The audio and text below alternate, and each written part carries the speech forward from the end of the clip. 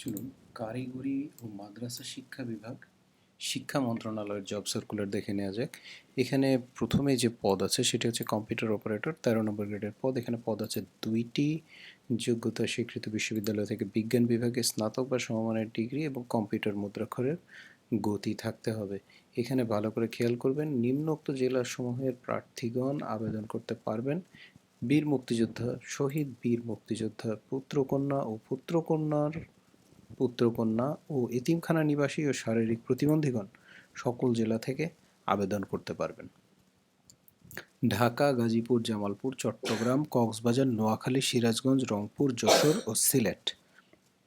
এরপর আছে 60 মুদ্রাক্ষরিক cum computer operator. এটি 13 নম্বর গ্রেডের পদ। এখানে 4টি পদ আছে। যোগ্যতা স্নাতক বা সমমানের ডিগ্রি এবং সেই সাথে কম্পিউটার প্রশিক্ষণপ্রাপ্ত এবং কম্পিউটারের টাইপিং স্পিড থাকতে হবে এবং 60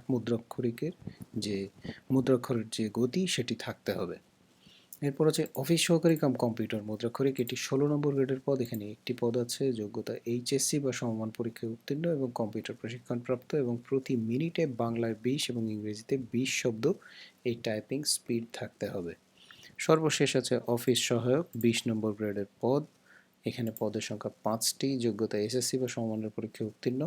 এখানে দেখুন জেলার বিষয়টি আর একটু চেঞ্জ হয়েছে, সুতরাং এটি আপনারা দেখে নেবেন।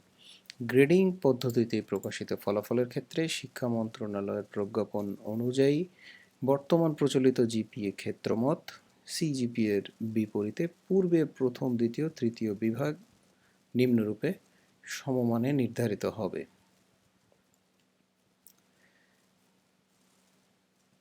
চলুন এরপরে অন্যান্য যে নিয়মাবলী বা শর্তাবলী আছে সেগুলো আমরা জেনে নিই।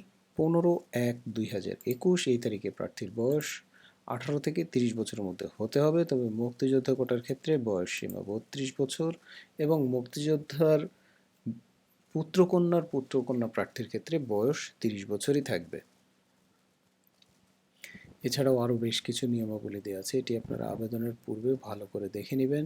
আবেদনের পদ্ধতিটি বলে দিচ্ছি। আবেদনের জন্য যেতে হবে tmed.teletalk.com.bd এই ওয়েবসাইটে। এই ওয়েবসাইটে গিয়ে আপনারা আবেদন করতে পারবেন। আবেদনপত্র জমা দানের শেষ তারিখ 6/2/2021 সন্ধ্যা 6টা। এই সময়ের মধ্যে ইউজার আইডি প্রাপ্তগণ আবেদনের পরে পরবর্তী 72 ঘন্টা সময়ের মধ্যে টেলিটক প্রিপেইড মোবাইলের মাধ্যমে এসএমএস করে পরীক্ষার ফি জমা দিতে পারবেন। আবেদনের সময় 300x300 পিক্সেলের ছবি এবং 300x80 পিক্সেলের স্বাক্ষর স্ক্যান করে আপলোড করতে হবে। এবার আমি জানিয়ে দিচ্ছি পরীক্ষার ফি। যে 2টি এসএমএস করে পরীক্ষার ফি দিতে হবে। 1 থেকে 3 নং ক্রমিকের যে পদ আছে তার জন্য 112 টাকা এবং 4 নং যে পদ আছে তার জন্য 56 টাকা 72 ঘন্টার মধ্যে জমা দিতে হবে। এখানে এসএমএস এর পদ্ধতি লেখা আছে, যে পদ্ধতিতে এসএমএস করে পরীক্ষার ফিটি জমা দিতে হবে এবং আপনারা যখন আবেদনের ফর্ম ফিল আপ করবেন তখন আপনাদের সামনে পুনরায় এই পদ্ধতিটি প্রদর্শিত হবে।